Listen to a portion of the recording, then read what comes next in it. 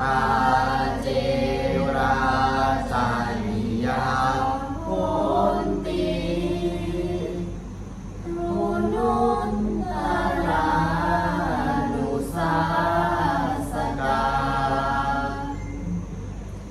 ด้วยรักและห่วงใย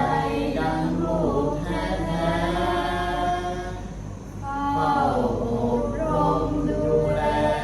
ด้วยใจไม่ได้หวังเงินทองไม่ต้องการสิ่งใดหวังเพียงให้เจ้าได้มีความรู้จะเป็นเหมือนสะพานให้เจ้าเข้าสู่จุดหมายนี่คือความตั้งใจของครูโลกใบนี้กว้างใหญ่มากมายที่เจ้าต้องรู้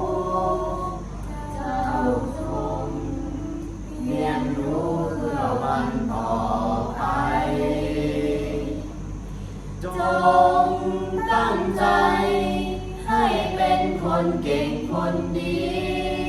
เจ้าไปได้ดีโชคดีครูก็สุขใจ แต่อย่าเอาความรู้ไปค้นโกงใคร จงใช้ชีวิตด้วยความดีงามคอยจำที่จำใจให้เจ้านั้นอ่านนั้นเขียนผิดก็คอยต้องเลื่อนเรื่อยมา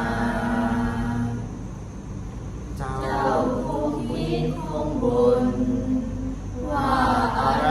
นักหนาเด็กน้อยวันหนึ่งเจ้าจะเข้าใจจงตั้งใจให้เป็นคนเก่งคนดีเจ้าไปได้ดีโชคดีครูก็สุขใจแต่อย่าเอาความรู้ไปคบโกงใครจงใช้ชีวิตบนความดีงามแต่อย่าเอาความรู้ไปคบโกงใคร